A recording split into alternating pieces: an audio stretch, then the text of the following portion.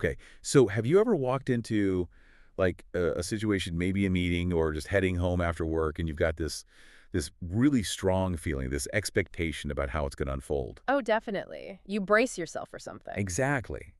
And then it's almost weird how often that's exactly what happens. Like you expect a difficult conversation and boom, it is difficult. Or you're sure you'll mess something up and suddenly you do. It feels like you jinxed it. Right. So what if our brains aren't just, guessing these outcomes? What if they're actually Mhm. helping wire them into existence? That's a fascinating question. Well, today we're taking a deep dive into some really, really profound insights, stuff coming out of neuroscience, psychology, Cutting edge stuff. and we're going to explore how our expectations don't just like anticipate reality. Yeah. They seem to actively shape it. Yeah, it's quite powerful. And we'll look at this using a really common example, how a parent's own expectations, maybe deep down, can really influence how their kid behaves, Mm.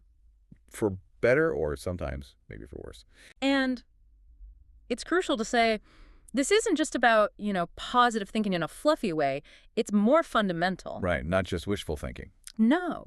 The real insight here is understanding the brain's predictive architecture, how it actually pre-shapes what we experience rather than just passively observing it. So it's building the reality almost. In a sense, science is really showing us the impact, almost a physical impact, of these internal stories we tell ourselves. It goes way beyond just optimism. Okay.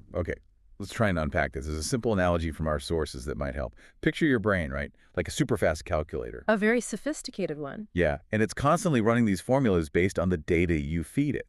So if you keep plugging in, say, today equals tantrum, then that's the answer it's likely to spit out. It starts filtering for evidence that fits that equation. It primes itself for that outcome. But here's the cool part neuroscience shows us.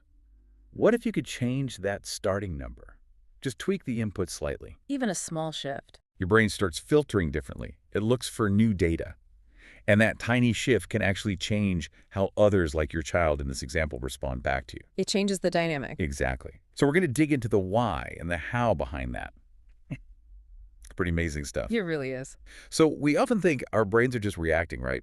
Information comes in, brain processes it, like a receiver. That's the common model, yeah. Passive reception. But the sources we looked at suggest something more fundamental is going on, something more proactive, under the surface, Yeah, driving how we see things. that's absolutely right. The brain isn't just sitting back and waiting. It's constantly generating these internal hypotheses, you could say, predictions about what's about to happen. Like forecasting. Exactly. It's a core process known as predictive processing. People like Andy Clark have written extensively about this. Every single moment, everything coming in through our senses, sight, sound, touch, is being compared against these predictions the brain has already made. Okay, so it's checking. Does this match what I thought would happen? Precisely. And when there's a mismatch, when reality doesn't quite line up with the prediction, the brain has a sort of crossroads. What does it do? Well, it can update its prediction. Like, okay, I was wrong. Let me adjust my internal model.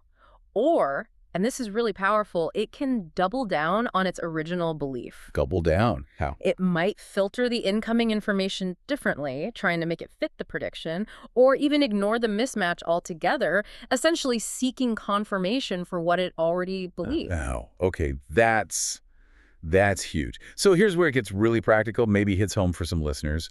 Think about a parent, let's call him dad again. Okay. He walks into the room, maybe he's had a rough day, and this prediction pops up. There will be a tantrum today. Yeah. It feels inevitable to him. Right, that internal forecast is already running. And our sources highlight that his brain almost instantly starts scanning.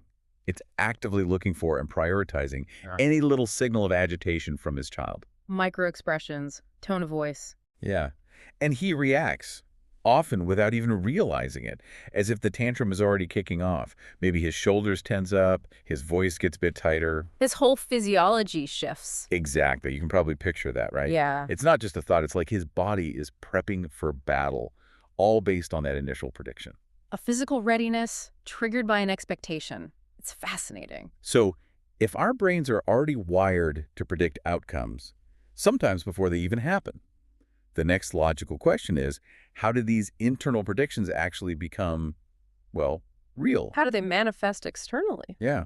And that leads us straight into a really well-known psychological idea, doesn't it? It does. Many people know the term self-fulfilling prophecy, this idea that our belief can change our actions and make the belief come true. Right, we sort of make it happen. But what's really crucial for our deep dive here is connecting that to the brain's predictive machinery we were just talking about. How those deep-seated predictions push us towards certain behaviors, often totally unconsciously. So it's not just wishing. It's the prediction driving the action. Precisely. A self-fulfilling prophecy isn't magic. It's about an expectation altering our own behavior in ways that then bring about the expected outcome. It's this really potent cycle. Our inner world starts shaping our outer experience. And there's that classic study that really nails this, right? The one in the classroom. Yes. You mean the Rosenthal and Jacobson study from '68? Pygmalion in the classroom? It's a cornerstone. Tell us about it briefly. It's such a clear example. Okay, so in this study, teachers were told falsely that certain students in their class were identified as intellectual bloomers. Basically, kids expected to show significant gains even though they were chosen completely at random. So the teachers believed these specific kids were special. Exactly. And what happened was fascinating. Those teachers holding that positive expectation unconsciously started treating those kids differently. How so? They gave them more attention, more challenging assignments, more positive feedback, more smiles probably. It wasn't necessarily a conscious strategy. Just a natural result of their belief. Right. And the result? Those randomly chosen students actually did show greater improvements in performance. Even their IQ scores went up compared to the control group. Wow. So it wasn't magic, it was just the teacher's changed behavior created a different reality for those kids. That's the power of the self-fulfilling prophecy in action.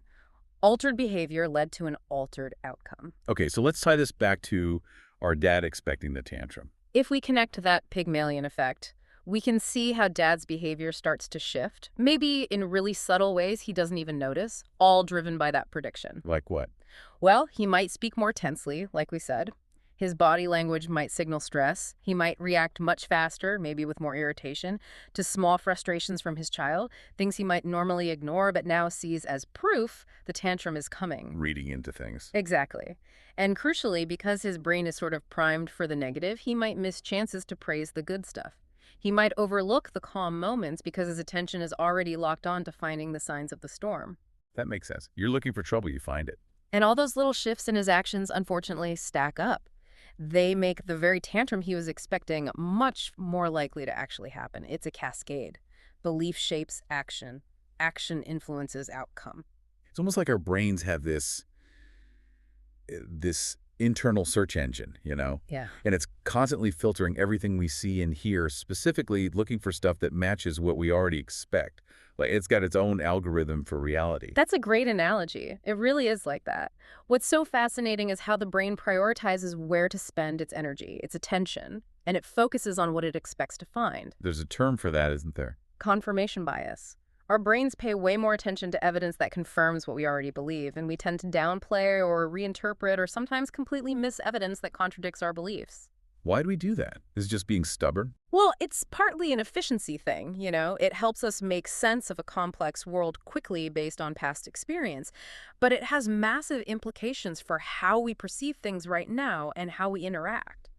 And this isn't just a psychological quirk, right? There's actual brain science behind it. Oh, absolutely. Our sources point to specific brain areas like the prefrontal cortex and the anterior cingulate cortex. These aren't just passive receivers. They're active filters. Exactly. They are actively filtering and biasing the sensory information coming in, shaping it according to our expectations. Researchers like Corbetta and Schulman described this back in 2002, so it's not just in our heads, psychologically speaking, it's a neural process. Your brain is literally built to look for what it expects. Wow. So it's not just that we aren't paying attention, it's an active brain process sorting the data for us. Right. It's selective attention driven by prediction. So practically speaking, this means our dad, the one expecting the tantrum. Yeah, he might genuinely overlook, say, 30 minutes where his child is playing calmly, cooperatively, totally engaged. His brain might just file that as background noise, not important data. Because it doesn't fit the tantrum prediction model. Precisely. But then, those 2 minutes of whining or yelling, that gets flagged. His brain hyperfocuses on it because that's the data it was primed to find. And that makes that 2 minutes feel way bigger and more significant than the 30 minutes of calm. Exactly. That filtering process makes it really hard to see any other possibility unfolding. It cements the original prediction. It's a powerful demonstration of how our internal framework shapes our perception of the external world. Okay, so we're actively filtering, looking for what we expect. But let's take it another step. What happens when these predictions, especially the stressful ones, start to kind of like leak out? Leak out. How do you mean? Like affect the people around us? Yeah. Is there a biological way that happens? Because sometimes it really feels like your own stress can just jump across to someone else, especially kids. Yes. Absolutely. Children, particularly young ones, are incredibly attuned to their parents' stress levels and emotional states. It's uncanny sometimes. It feels like they have radar. And it's not just a gut feeling parents have. Our sources explain this partly through the discovery of mirror neuron systems. Remember Rizzolatti and Krigera's work? Mere neurons. They're involved in imitation, right? Imitation, yes, but it's believed to be much broader than that. These neural systems are thought to be fundamental to how we understand and connect with others. They help us pick up on and, in a way, internally mirror the emotional states and even the intentions of people around us. So they're key for empathy? Key for empathy, social understanding, learning. But it also means we're really susceptible to catching emotions like tension and stress from others.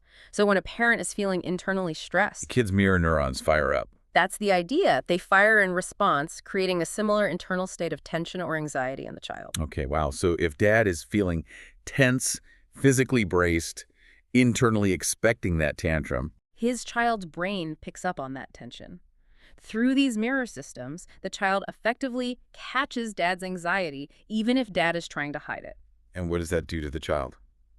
It puts the child into a state of heightened arousal, maybe makes them feel unsafe or on edge, and that state makes them far more likely to escalate their own behavior, to become dysregulated. Moving them closer to the actual tantrum dad was worried about. Exactly. It becomes a complete feedback loop. The prediction creates dad's tension, the child mirrors the tension, and the child's mirrored tension then contributes to the behavior dad expected all along. Which then confirms dad's original prediction. See? I knew it would happen. Precisely. It reinforces the entire cycle. Man, this all sounds a bit grim, doesn't it? Like we're just stuck in these loops, victims of our own brain wiring. It can feel that way when you first understand the mechanism, yeah. A bit deterministic. But the sources we looked at, they do offer a way out, right? There's a way to break the cycle. There's some hope here. Absolutely. There's a really powerful and actionable insight here. It raises that critical question. If our predictions do shape reality, can we consciously change our predictions? And can that change reality? That's the implication. Our sources suggest we can essentially reframe the equation our brain is running.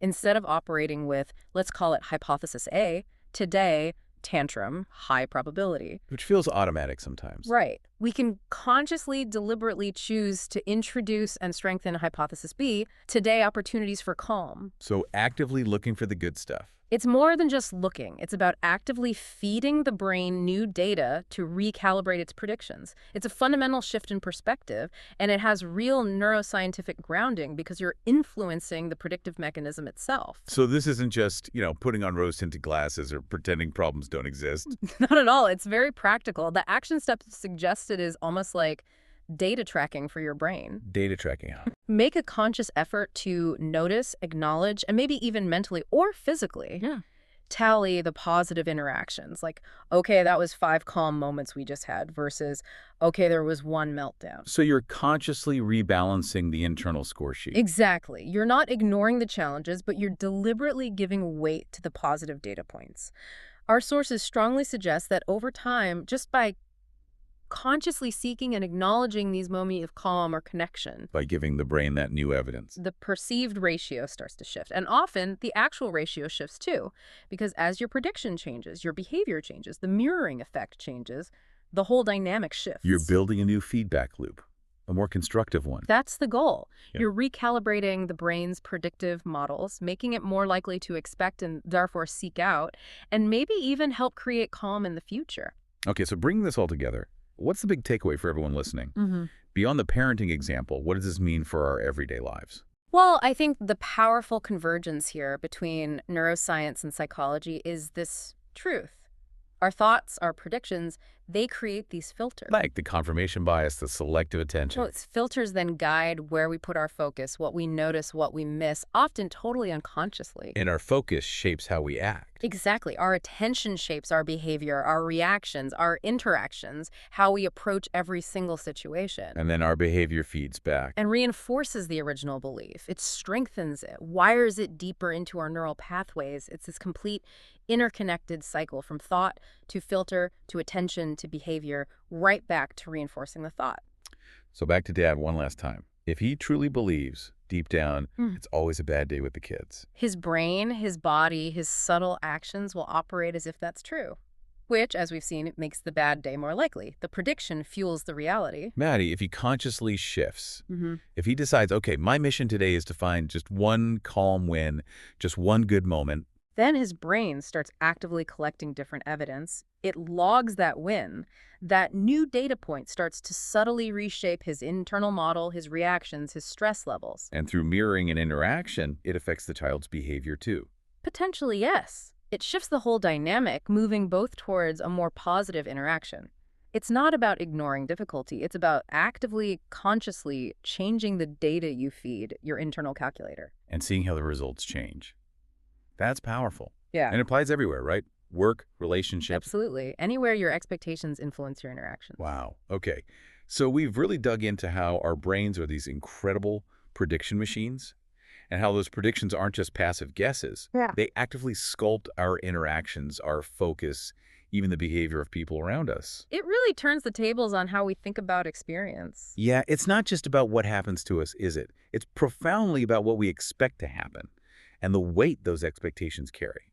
And I think what's really fascinating here, the truly empowering part, is that recognizing this predictive nature gives us a huge sense of agency. Agency. How so? Because if we understand we're not just passive observers, but active participants in creating our reality through these predictions, well, that means we have some influence. We can tweak the inputs. We can consciously choose to shift our starting hypothesis. So the question for you listening is, if your expectations are that influential, what other areas of your life could be transformed, even slightly, if you started to consciously shift that starting point? Beyond parenting, you mean? Yeah. What calm wins or unexpected successes or maybe just different kinds of interactions might you discover if you started actively looking for them, expecting them even a little bit? That's a great question to sit with. What new data could you feed your brain? So take a moment to consider that. Your brain isn't just watching the movie of your life, it's kind of co-directing it, writing bits of the script as it goes. It's an active participant. And understanding that. Well, that really is a deep dive worth taking.